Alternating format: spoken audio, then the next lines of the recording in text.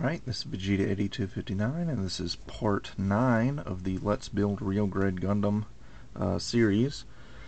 And in this part, I'm going to be doing a short little panel line tutorial. As you can see, we've got the part completely painted, we've got the decals applied, and so now the next step is to do the panel lining. Now, I'm actually going to be doing 2 panel line tutorials. My normal weapon of choice is the Gundam Real Touch markers. I have absolutely fallen in love with these. I'm not going to be using them on the real grade though, simply because they're double-ended.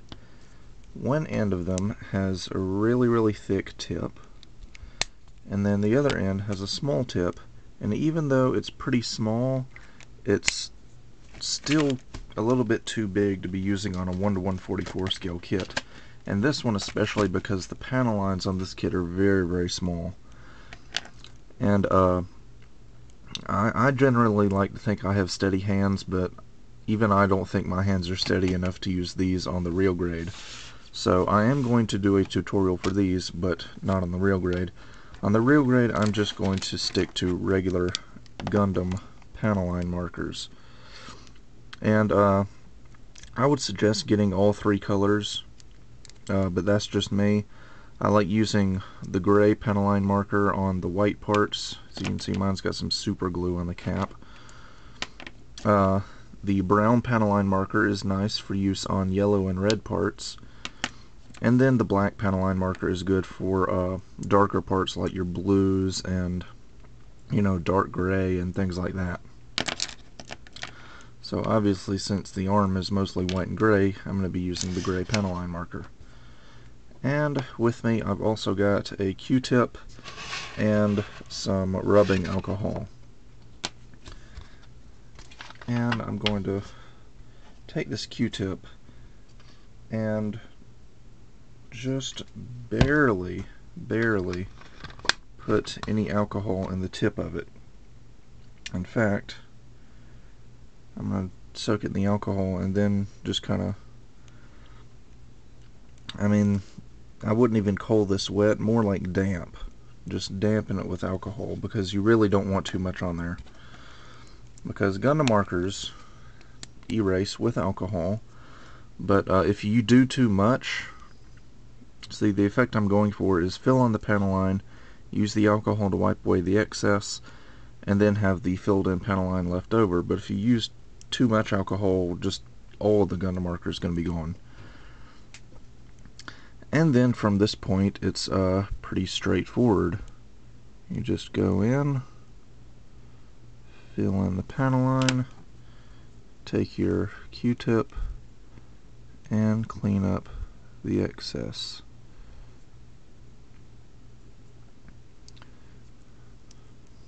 And there you go. You're left with a kind of a soft, subtle panel line because of the alcohol. It just kind of softens the look to it. And some very tiny panel lines on this thing, which is the reason why I'm not using Gundam markers. There we go, and that alcohol just cleans it up a bit. I'm not even sure if you can see that, but yeah. And basically, from this point on, it's pretty straightforward. You're just going to be inking in the panel lines, and then cleaning up after yourself, and you should be left with some pretty nice little subtle panel lines. Now, this technique should work on bare plastic as well if you don't like painting your kits, which is understandable. Because, you know, some people have just started into this hobby and might not be comfortable with painting, so everybody's got to start somewhere. But yeah, this works fine on bare plastic. Gundam markers, of course, work fine on bare plastic. And yeah, I'm pretty much just going to do that for the rest of this arm, and I'll be finished with that. So now let's move on to a tutorial for Gundam Real Touch markers. Now there are two packs. The first pack comes with a bluish gray, a neutral gray, blue, dark red, orange, and a blending pen. This is a colorless Real Touch marker that's just used for blending the colors together. The second pack has a Zaku on it.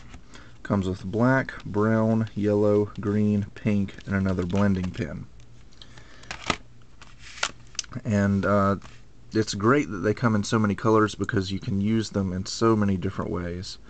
Like the pink one, I really can't see that using that pen for Gundam model kits too much, but for like master grade figurize model kits, that pink one is going to be invaluable.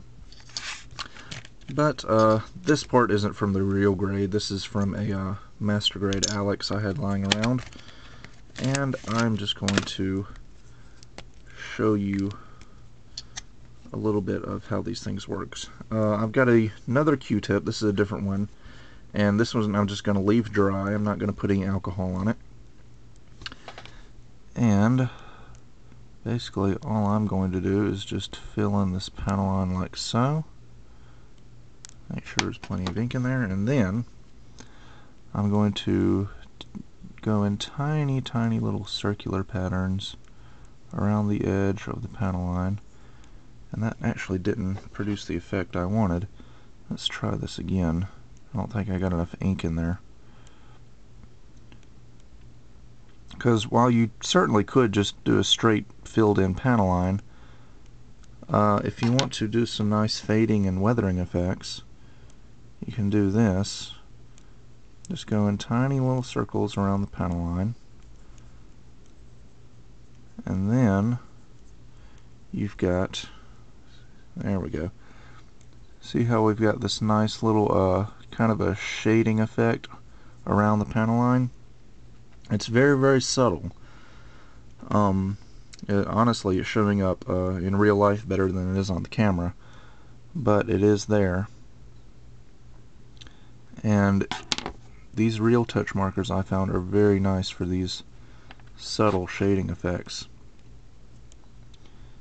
Then we can continue it down here.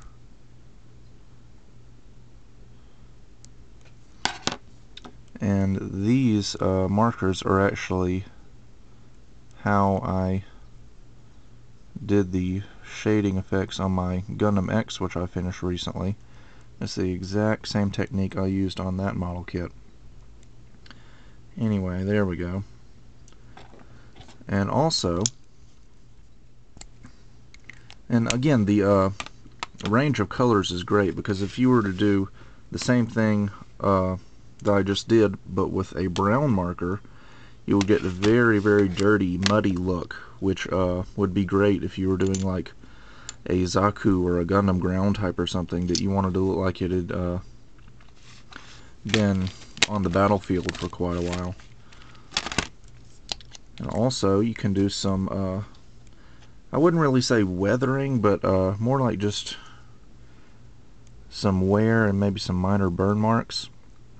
What I'm going to do is I'm just going to kind of go along the edge of the piece right here, and then again I'm going to very, very softly go in tiny little circular patterns. And when I say softly, I mean very softly. I'm barely putting any pressure on this at all. And then just kind of fade it out until it gets a nice little smooth fade on there. And you can see the edge has kind of a shadow to it. I guess that's the best way to describe it. And then what you can do, you can take a just regular pencil eraser, go along that edge, and then you can kind of create the illusion of even more wear, like so. Again, not sure if that's really showing up on camera because my light is so bright, but you can do that. And also, of course, you can take like the brown marker, and if you wanted your gun to look like it had been sitting out in the rain for a while, you can just do this and make like some rust on there. And again with the Q-tip, let me see if I can get that to focus in. There we go. Just kind of do that in, and you make some nice little rusty effects like that. And if you were just to keep at it, you could actually have a pretty nice looking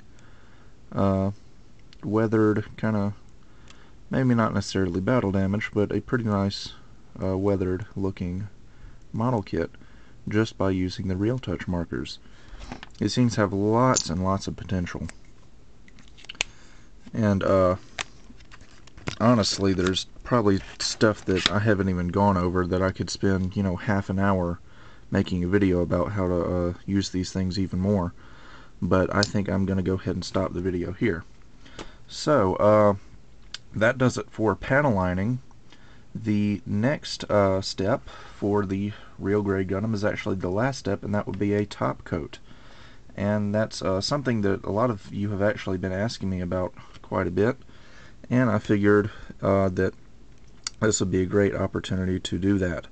So next we'll be doing a top coat, which will actually serve to not only give the Gundam a nice consistent finish, but also it will protect these decals we just put on. And well, the panel lines don't really need protecting that much, but it will protect them just like decals. So you can look forward to seeing that, and I will see you guys next time.